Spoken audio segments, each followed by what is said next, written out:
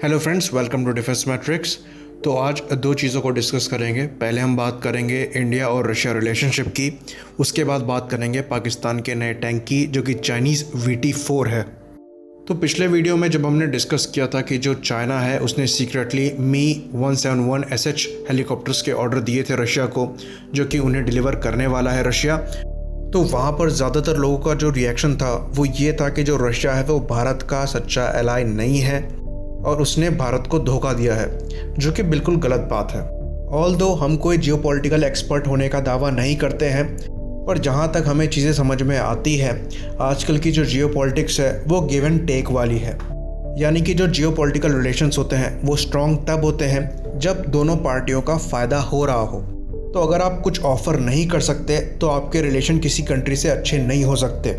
और ये चीज़ हम पाकिस्तान के साथ देख रहे हैं, जिनके पास अपनी लोकेशन को छोड़कर देने के लिए और कुछ नहीं है। इसलिए जो कंट्री उनके साथ है वो वही कंट्री है जो उनकी लोकेशन का फ़ायदा उठा सकती है, जैसे कि चाइना, जो उनके सपोर्ट में सिर्फ और सिर्फ CPEC की वजह से है।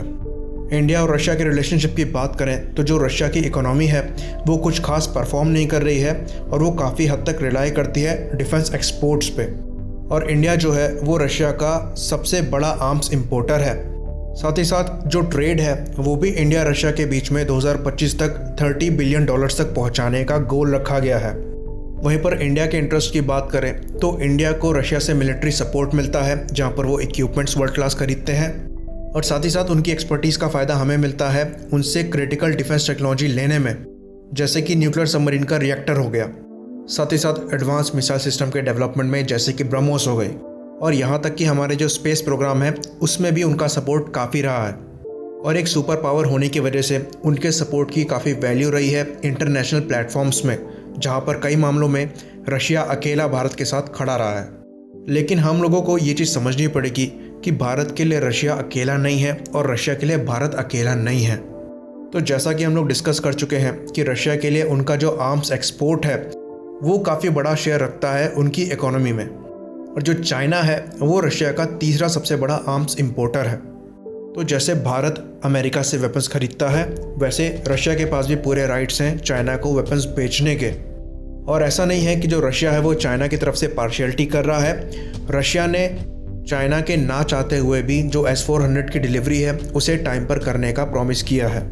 और यहाँ तक कि इस क्रिटिकल टाइम में उन्होंने जो मिसाइल्स हैं 877 या 827 की बात करने जिसका ऑर्डर दिया गया था Su-30 MKIs के लिए, उनको डिलीवर किया है। तो वो अपना काम कर रहे हैं और वो कोई साइड चूज़ नहीं कर सकते इस कॉन्फ्लिक्ट में, क्योंकि उनका फ़ायदा दोनों की तरफ से है। तो यहाँ पर इंडियंस का रशिया को ब्लेम करना गलत होगा, क्योंकि कोई भी कंट्री है वो हमेशा अपना फ़ायदा देखती है। लेकिन अगर कंपेयर करें इंडिया रशिया रिलेशनशिप और रशिया चाइना रिलेशनशिप को, तो जो इंडिया रशिया रिलेशनशिप है वहाँ पर जो मिलिट्री इंपोर्ट्स है वो बायलैटरल ट्रेड के ऊपर है। वहीं पर अगर चाइना और रशिया के बायलैटरल ट्रेड की बात करें तो वो 5 गुना से भी ज़्यादा का है। लेकिन अगर आर्म्स डील की बात करें तो जो चाइना है वो रशिया का तीसरा सबसे बड़ा आर्म्स इंपोर्टर है। साथ ही साथ जो पास्ट एक्सपीरियंस रहे हैं रशिया के चाइना को लेकर, जहां पर चाइना ने जो एग्रीमेंट्स हैं उनको वायलेट करते हुए इक्विपमेंट्स की कॉपी करी है और उनके मार्केट को ऑक्यूपाई करने की कोशिश करी है, तो रशिया चाइना पे उतना भरोसा नहीं करता है। और ये चीज़ दिख गई थी Su-35 के डील में, जहां पर टेक्नोलॉजी ट्रांसफ़र करने से रशिया ने मना कर दिया था। साथ ही साथ हिस्ट्री भी ऐसी रही है कि बॉर्डर को लेकर डिस्प्यूट रहे हैं, लेकिन रशिया को चाइना की ज़रूरत है, तो रशिया ओपनली कोई साइड ले नहीं सकता है।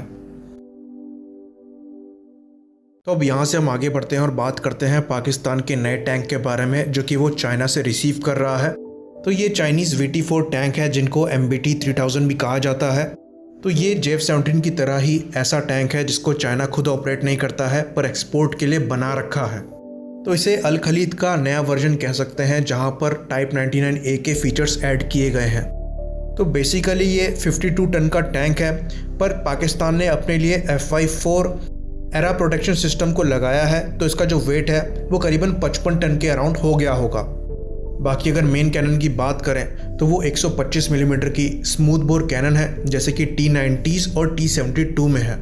बाकी अगर सेकेंड आर्मामेंट की बात करें तो वो 12.7 मिलीमीटर या 7.62 मिलीमीटर की रिमोट कंट्रोल्ड गन हो सकती है। और जो इंजन है जो कि पाकिस्तान के VT4 में लगा है वो करीबन 1500 हॉर्स पावर का चाइनीज़ इंजन है। तो ये जो इंजन है ये power to weight ratio 25 horse power पर टन के ऊपर का दे देता है, जो कि काफ़ी डिसेंट है। वहीं पर सस्पेंशन की बात करें तो वो टॉर्जन बार सस्पेंशन है, जैसा कि हमारे T90s और T72 में लगा हुआ है। और इसकी जो रेंज है वो करीबन 500 किलोमीटर की बताई जाती है और स्पीड करीबन 70 किलोमीटर प्रति घंटे की बताई जाती है। बाकी ये अपनी मेन गन से APFSDS rounds, hash rounds, heat rounds और गाइडेड मिसाइल्स फायर करने में सक्षम है। साथ ही साथ इसमें laser range finder, panoramic sites, third generation thermal imaging systems सब लगे हुए हैं। साथ ही साथ इसमें चाइना का एक्टिव प्रोटेक्शन सिस्टम भी लगा हुआ है जिसे GL5 कहते हैं। तो इस सिस्टम में 4 मल्टी फंक्शनल रडार लगे हैं जो कि इसे 360 डिग्री की कवरेज देते हैं।